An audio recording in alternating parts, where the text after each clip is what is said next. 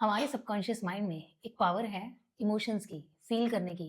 हमारा subconscious mind feel करता है हर चीज़ को। आपको अपना कंटेंट बहुत ध्यान से चूज़ करना चाहिए। बहुत लोग हैं जो मैनिफेस्ट करते हैं, जो अफर्मेशंस भी करते हैं, जो विजुअलाइजेशंस करते हैं, स्क्रिप्टिंग्स करते हैं, बट फिर भी उनके मैनिफेस्टेशंस पूरे नहीं हो रहे। कि 3 दिन की वर्कशॉप आप सबके लिए फ्री ऑफ कॉस्ट मेरी तरफ से एक गिफ्ट की तरह मैं लाने वाली हूँ 21 टू 23rd 21, 22, 23rd नवंबर। सारी हीलिंग मोडालिटीज हैं जिससे आप अपने सबकॉन्शियस माइंड को हील कर सकते हैं। आपको यहाँ अपने हार्ट में हीलिंग फील होती है और हार्ट के साथ साथ आपको यहाँ ब्रेन में भी हीलिंग फील होती है पूरे। Hello my dear friends, welcome है आज की वीडियो में।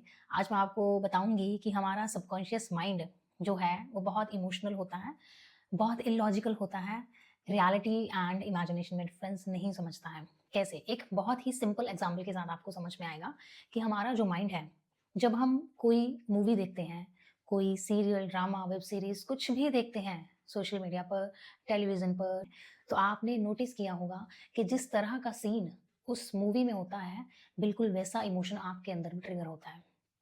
जैसे ही मूवी में कोई सीन ऐसा आया जिसमें वायलेंस है, पेन है, तो आप उस पेन को फील करने लगते हैं।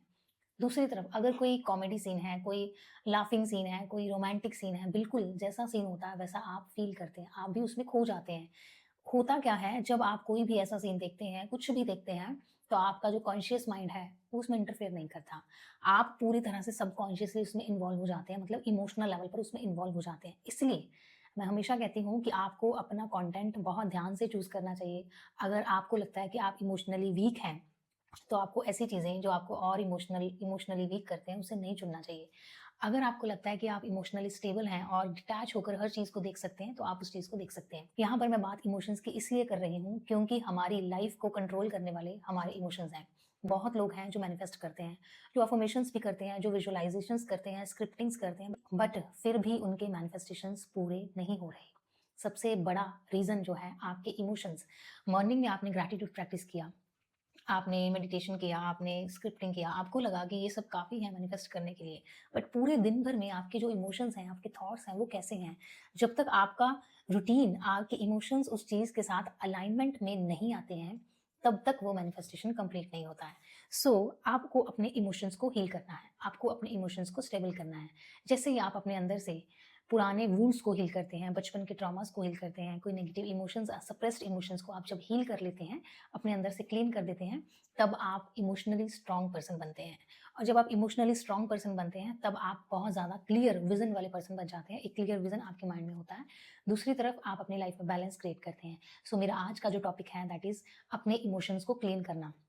इमोशंस होते हैं सबकॉन्शियस माइंड के अंदर, सबकॉन्शियस माइंड को क्लीन करना है। यहाँ पर फिर मैं बात करूँ कि बहुत सारी हीलिंग मोडालिटीज़ हैं जिससे आप अपने सबकॉन्शियस माइंड को हील कर सकते हैं। सबसे पहली मोडालिटी है जर्नलिंग। जर्नल कीजिए। अगर बहुत ज़्यादा नेगेटिविटी है, आप प्रेयर भी नहीं कर पा रहे हैं, आप चैंटिंग भी नहीं कर पा रहे, कुछ कर ही नहीं पा रहे हैं, आप उसे लिख डालिए पेपर पर। अपने इमोशंस को, अपनी लाइफ की प्रॉब्लम्स को, सिचुएशंस को एक बार लिख दीजिए। जैसे ही आपने पेपर पर लिखा, तो ऐसा समझिए कि वो आपके अंदर से एक बार रिलीज हुए हैं, एक बार आपने उनको बाहर निकाला है। जैसे ही आप उनको बाहर निकालते हैं, बाहर निकालने की वजह से और फिर उस पेपर को आप डिस्ट्रॉय कर दीजिए, बर्न कर दीजिए या फाड़ दीजिए।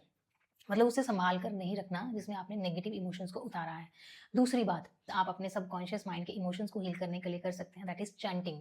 किसी भी ऐसे पावरफुल मंत्र जिस पर आपको बहुत बिलीव है, अगर आप उसे कंसिस्टेंसी से चैंट करते हैं, उसका जाप करते हैं, तो आपके अंदर आपका जो सबकॉन्शियस माइंड है, जो आपकी बॉडी से कनेक्टेड है, आपके ऑर्गन्स तक पूरे रिलीफ में आते हैं, शांत हो जाते हैं।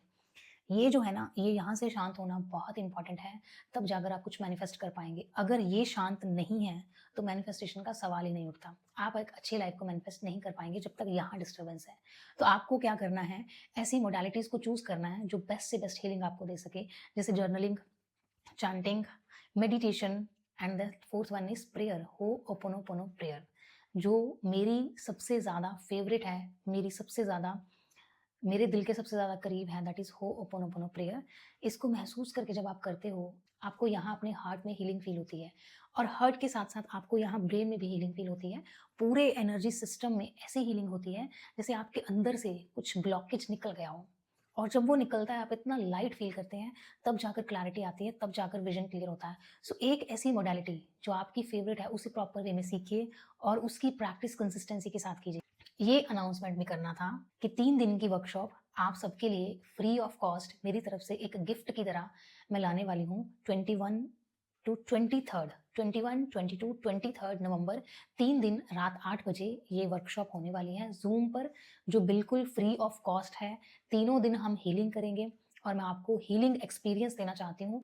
इस वर्कशॉप में कोई भी रजिस्टर कर सकता है। हर वो इंसान जो पहले किसी न किसी रीज़न की वजह से आज तक मेरी वर्कशॉप्स को अटेंड नहीं कर पाया है, कोई भी रीज़न की वजह से वो इस वर्कशॉप का हिस्सा बन सकता है। सो मैं सबको ओपनली इनवाइट करती हूँ कि आप इस हीलिंग जर्नी का पार्ट बनें। और इस नंबर पर आपको क्या करना है, मैसेज करना है। सिर्फ़ इतना मैसेज करना है कि मुझे 3 डेज़ की वर्कशॉप को जॉइन करना है। आपको एक ग्रुप में ऐड किया जाएगा। उस ग्रुप में डेली ज़ूम का एक लिंक आएगा, वहाँ से हम कनेक्ट करेंगे और मैं आपको हीलिंग सिखाऊँगी, ऑनलाइन हीलिंग मोडालिटीज़ बताऊँगी और अपनी लाइफ़ को कैसे सही करना है, वो भी सिखाऊँगी। उसमें आप कोई भी क्वेश्चन पूछ सकते हैं ओपनली। सो मिलते हैं 3 डेज़ की वर्कशॉप में। Bye bye and take care.